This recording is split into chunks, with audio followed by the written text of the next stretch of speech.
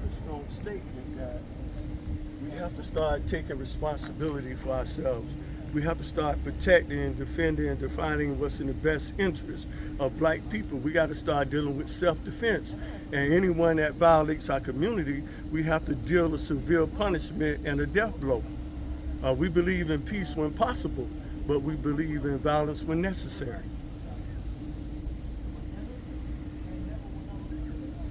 Why do you think this happened yesterday? We believe that it's a reaction to the former president, Donald Trump, and his incitement. It's a reaction to the case that took place down in Montgomery, Alabama.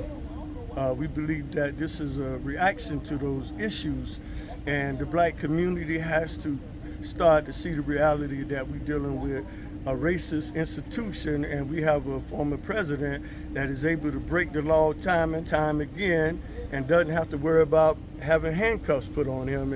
And so the American government is partly to blame because Trump has gotten out of hand and he's incited the white supremacists and the bigots and the racists. Why do you think this happened in Jacksonville? Well, Jacksonville is a hotbed of white supremacy. It's a red state. It's a red city. So why not Jacksonville? We know for a shadow of a doubt there's many white supremacist groups that are training in Jacksonville in Northeast Florida. We have the intelligence.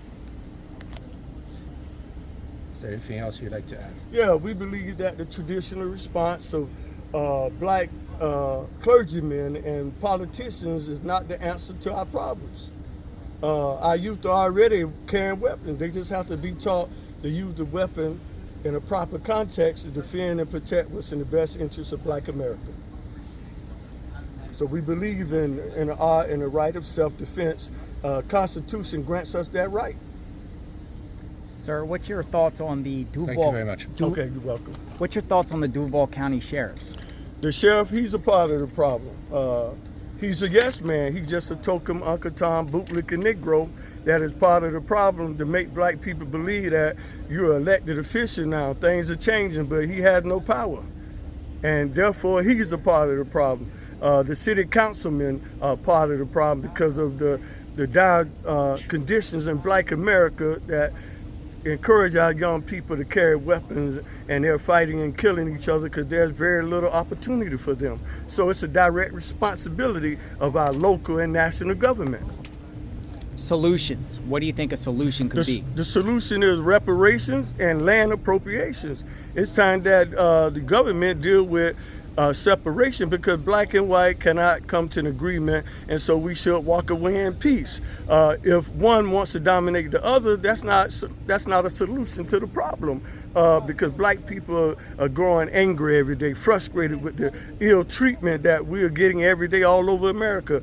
This killer, this beast, they withheld his name from the public for many hours. But had that been a black suspect, they would have put his name and his picture up on the screen. So we say that all the institutions of the United States of America are a major part of the problem. And the traditional black leaders are part of the problem because they're only interested in prestige and getting a paycheck and not really sincere with helping to change the conditions in black America and sitting down at the table of negotiations and saying that since we've been together 400 years and it's been proven that we can never live together in peace, why not talk separation and granting us some states and territories where we can build and develop and do for ourselves. What's your name? Minister Mikhail Muhammad, a leader of the Nubians United for Self-Defense. How long do you plan on being out I'm here? gonna be out here as long as I can. I'm gonna come back later on too, for the press conference. Is there the pastor. your organization? Is there going to be more people coming? Just a handful, because it's short notice. But we're gonna organize others leading up to next week and beyond. We gotta address this situation because it's gonna get out of hand. It's gonna get worse before it get better. What's going on next week? Well, they're gonna have the funerals and it's gonna be other press conferences, and so we'll be bringing reinforcements. Do you plan to reach out to the victims' families? Yes, I do. I plan to reach out to them, and we wanna see if we can organize a fundraiser from the community to help out with the expenses of the funerals and et cetera. Any planned demonstrations at the suspects' parents' home? We or his would home? like to, and that's another part of our message that we want to organize, because the family knew that he was dabbling with racist literature, and they did not forewarn the community, so they're a major part of the problem as well. Thank you for your time. Most welcome.